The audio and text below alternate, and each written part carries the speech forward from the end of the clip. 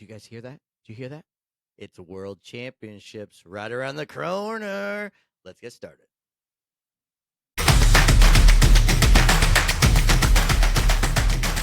Welcome to the ATA Nation podcast.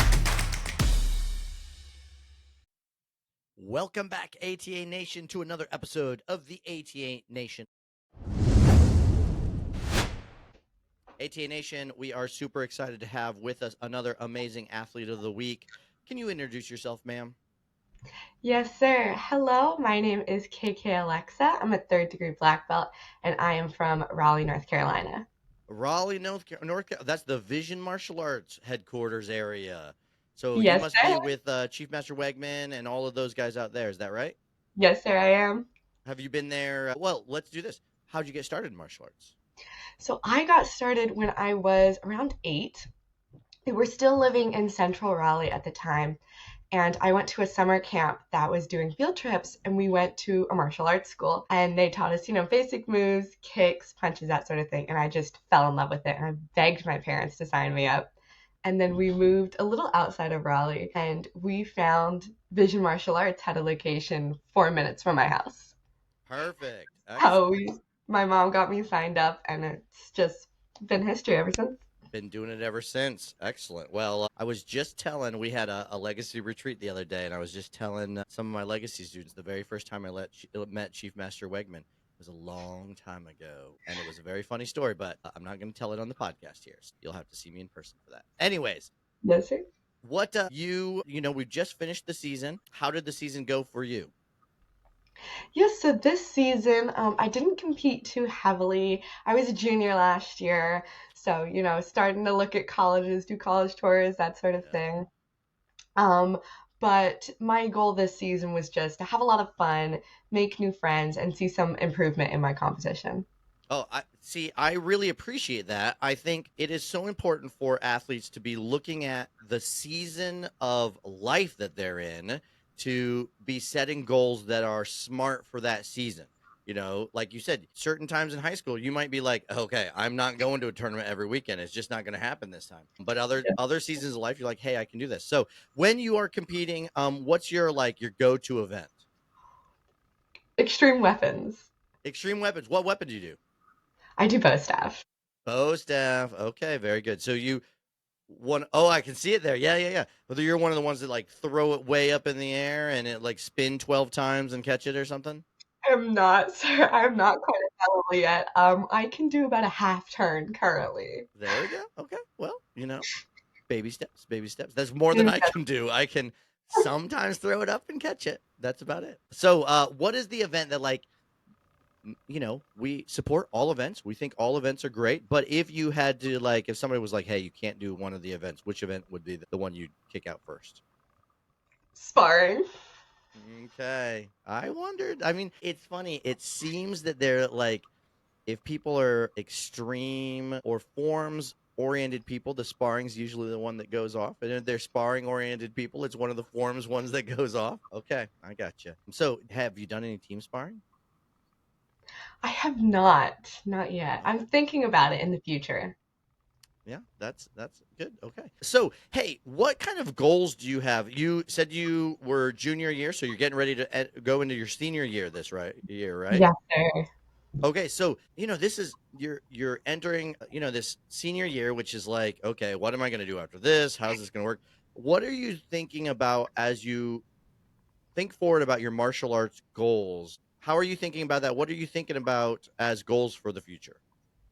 So I definitely would love to be a world champ one day. So a title run may be in my future here in the next few years. I definitely want to continue doing martial arts as my career. I actually just finished up in the winter. I went out to Texas and received my advanced certification from Lee College. Excellent. Okay, so you were doing the Sangam University. Yes, sir. I was actually part of the first cohort for that. So that was a great experience to get to go through that. Very cool. So I assume you're in the legacy program, you're training, I know Chief Master Wegman Vision's got an amazing program for moving up and training for careers in martial arts. Are you part of that whole journey? Yes, sir, I am. Very cool. Okay, so your goal, you're going to stick with taekwondo. This is some of the things. So we're going to see you go through the master ceremony someday and do all these Yes, things. sir. Oh, I love that. That's so exciting. Okay, very cool. What? So you are a senior in high school. What? Where along that journey in your martial arts training did you think, hey, I can do this as a job? Like this is something I could make a career. How did you start thinking about that? When did that become a reality for you? Yeah, so you mentioned Vision has a great staff, and that staff is very supportive of wanting to do martial arts as a career. So when I was younger, I had an instructor. Her name was Miss Kepley. She was amazing. She was my favorite instructor, besides Senior Master Beto and Chief Master Wegman, of course. She was the one who inspired me to become an instructor because she was just so kind. She worked with everyone so well. She brought this amazing energy to class and made me look forward to going to class every day.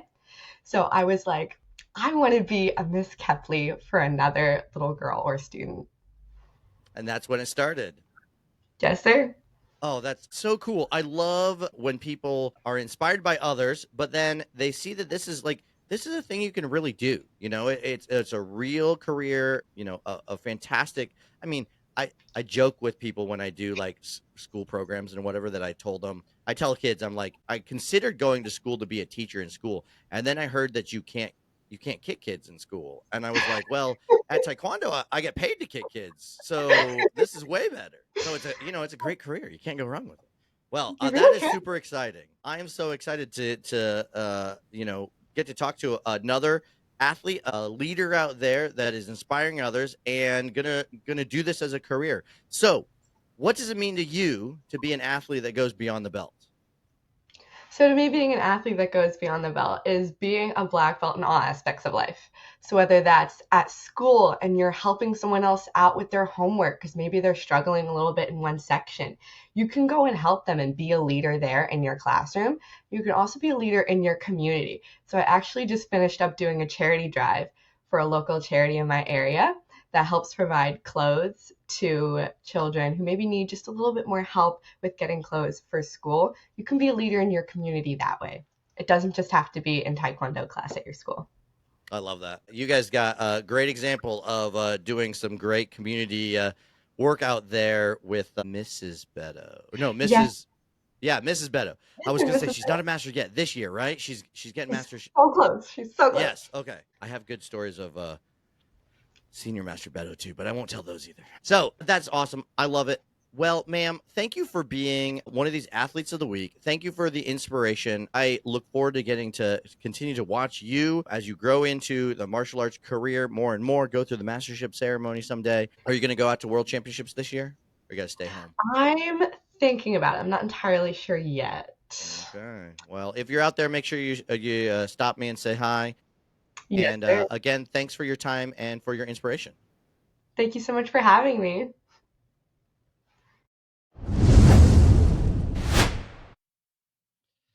Ladies and gentlemen, another awesome athlete. I say that every time, but it's so true. There's so many amazing athletes in ATA Nation. And one of my favorite parts about going to world championships is getting to see all these amazing athletes.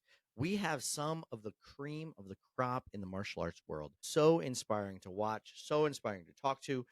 I hope you guys are tuning in to all of what's going to be happening at World Championships. If you're not able to make it, and make sure you are subscribed on YouTube and Facebook, Instagram, so that you're not missing all the live videos and using that as an opportunity to inspire yourself and set goals for the future. It's all about becoming a champion beyond the belt. That's going to wrap it up for our episode today. Really excited about Worlds coming up. We've got, I'm going to finish recording 2 more episodes so that I've got them all set for one. I'm out at World Championships, and these are going to come out while we're at Worlds even. Okay? We just keep trucking along. Thank you for being a loyal subscriber. Please share this with a friend. It makes a great listening or watching tool as you head off to Arizona. Hey, guys, get out there. Become a champion beyond the belt. ATA Nation Podcast. Be sure to subscribe and share with your ATA family.